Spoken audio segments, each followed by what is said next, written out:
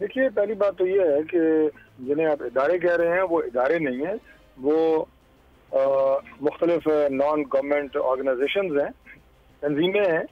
جنہیں N G Os بھی کہا جاتا ہے، اور وہ اپنی رائے اور اپنے تبصرے ظاہر ہے ان کے ہمیشہ ہوتے رہتے ہیں، جن کا ہمیں احترام ہے۔ یہ ادارے اچھے نام سے جانے جاتے ہیں،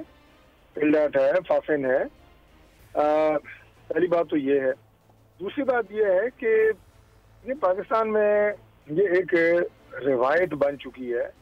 جو کہ اچھی روایت نہیں ہے۔ ہر الیکشن کے بعد جو ہارنے والی ٹیم ہوتی ہے وہ الیکشن پہ دھاندلی کے الزام لگانا شروع کر دیتی ہے، اور یہ سلسلہ پچھلے کم از کم 10 سے 12 جو الیکشن ہوئے ہیں عام انتخابات، اس میں یہی سلسلہ ہوا ہے، اور الیکشن کمیشن کے اوپر الزامات اور الیکشن کرانے والا جو عملہ ہوتا ہے اس کے اوپر الزامات۔ اب اس میں ایک بات جو انٹرسٹنگ ہے وہ یہ ہے کہ چونکہ مختلف پارٹیز الیکشن لڑ رہی ہوتی ہیں، چاروں صوبوں کی صوبائی اسمبلیوں کے بھی الیکشن ہوتے ہیں، تو جن جگہوں کے اوپر الزام لگانے والی پارٹیاں جیت جاتی ہیں وہاں پہ وہ الزام نہیں لگاتی، وہاں الیکشن کمیشن کی تعریف ہو رہی ہوتی ہے اور الیکشن بڑا صاف ہوا، شفاف ہوا، یہ قصیدے پڑے جاتے ہیں۔ لیکن وہی پارٹیاں اگر دوسرے صوبے میں ہار جاتی ہیں یا مرکز میں ہار جاتی ہیں تو پھر وہ پورے الیکشن کے جو الیکٹورل پروسیس ہے اس میں کیڑے نکالیں گے،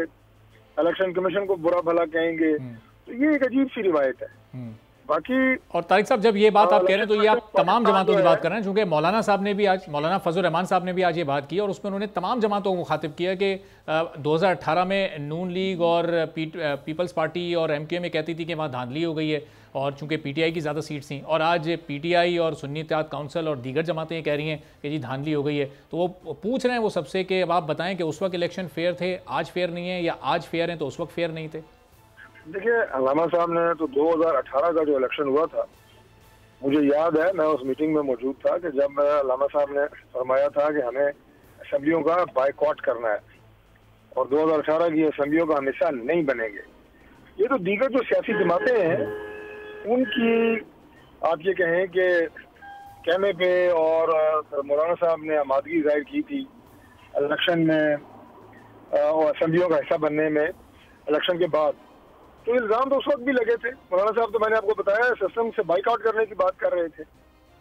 تو ابھی بھی میں نہیں کہتا، وہ ان کا اپنا ایک رائے ہے، ہمیں علامہ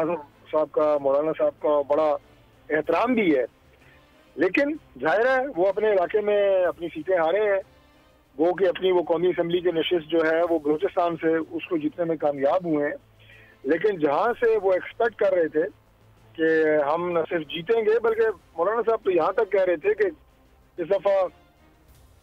کے پی میں جو حکومت ہوگی وہ JUI بنائے گی،